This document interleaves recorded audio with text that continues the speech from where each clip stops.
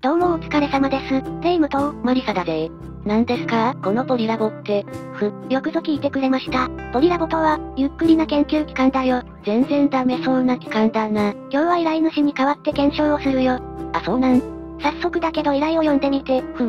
レイムさんマリサさん、こんにちは。こんにちは。私の将来の夢は、中世でぼったくりバーを経営することです。なんて素敵な夢なんでしょう。でも、それってそもそも可能なんでしょうか？確かに気になるわね。ぜひお二人に検証していただきたいです。よろしくお願いします。なるほど、受けたまわりましたそれでは早速、レッツ検証。今回の検証には、サンドボックスモードを使っていくよ。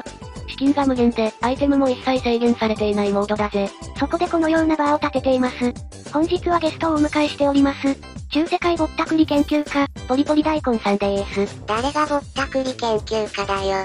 壁はどうした？壁いらないでしょ。先生、そんなもんですか？そんなもんですね。なるほど。先生、ぼったくりバーを出すにあたって、ポイントとなるのはどのような点でしょうか？そうですね。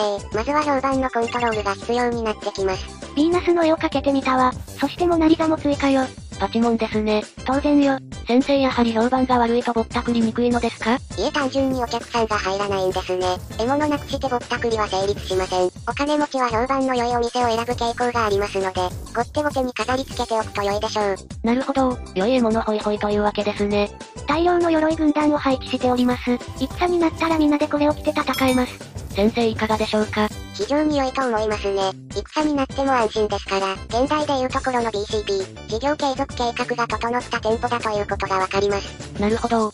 入り口にトーチをつけておくよ。入り口が明るいと、入りやすいよな。それが狙いよ。店の看板をセットしたわよ。ぼったくりバー。真ん中に点を入れてわかりにくくしてみたわ。いやめっちゃわかりやすいけどな。それじゃあ飲み物の値段を設定するよ。初期値は、一番高い蜂蜜酒が8。値上げしていくわね。1日の来客数がゼロにならないよう気をつけて。調整していこう。とりあえず、蜂蜜酒は19になったわ。約 2.4 倍。まあぼってるといえばそうだけど。ぬるいわね。先生、この場合はどのようにするべきでしょうか？評判と客数はバランスしていますし、飲み物の単価と客数もまたバランスしてますので、ひたすらそれらを調整していく必要がありますね。ひとまず営業してみるよ。バーテンとウェイトレスを雇いました。倍以上の値段がついているにもかかわらず、入店してしまった皆さんがこちらです。ワイン一杯飲んで帰ってしまったな。もっとぐいぐい飲んでいただかないと。冒険者テーブルと音楽隊を入れたけど、やはり一杯飲みして帰る客ばかり。初日の売り上げはボロボロだったよ。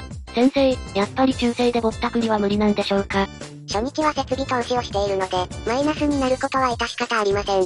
評判をもっと上げた方が良いですね。レア物の望遠鏡をさらに買っていくよ。これで宇宙を覗き放題。1日の来店客数 7.7 人。ちょっと絞りすぎているかもしれません。少しの客からがっつり取るのが、ぼったくりの真髄かと思うよ。少し時間を進めて様子を見てみよう。結果は赤字だよ。先生、いかがですか？まずですね。総席数6のところに7人しか客が入ってないので、15時間で、1つの椅子に1人しか座ってない計算です。あらら。平均稼働率 50% ですから、社員の給料と仕入れ代に、売上金が全て食われてしまっています。この値段で商売をするなら、もっと入店客数を上げないと、破産ですね。しかしドリンク代を値下げしちゃったら、それはもはやぼったくりバーではない。つまりは店の価値をさらに上げる必要があるのです。そういうことならキッチンを増設しておつまみも出せるようにしてみるよ。それはナイスアイディア。ということで完成したキッチンがこちらです。先生、いかがですか？フル装備で素晴らしいですね。1日の客数も95人に上昇しました。メニューを絞ると、客数も減ることが分かったわ。本当だ。この規模ならウェイトレスは1名で大丈夫ですので、1人は解雇すると良いでしょう。さようなら。来店客数は、42人に抑えてみたよ。それではしばし時間を進めてみよう。いい感じに利益が出るようになったよ。先生、いかがですか？いいんじゃないでしょうか。来客数の上限42人に対して、実際さばけた人数が19人。これは席数が少ないのが影響してますね。ウェイトレスがさばけるギリギリの席数まで増やすと、さらに収益が上がりますね。じゃあ早速次の手を打っていくよ。席を増やすんだな。そうね。鎧軍団も増やしていくよ。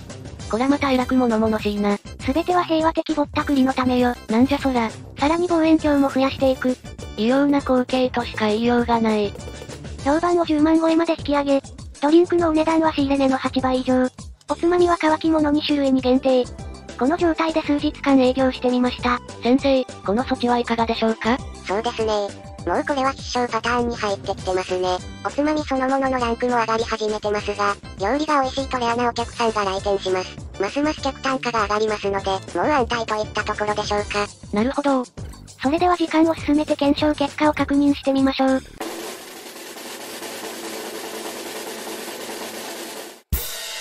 1日の儲けが2000を超えましたということで、本日の検証結果の発表をお願いします。はい。中世でぼったくりバーを経営することは、可能、という検証結果となりました。ぼったくりのお店って、普通は評判が悪いのでは？つまりこの店は、単に評判の良い高級店。ということで、本日の検証動画は以上になります。皆さんごきげんようさようなら。おい逃げるなー。またねー。待ちやがれ。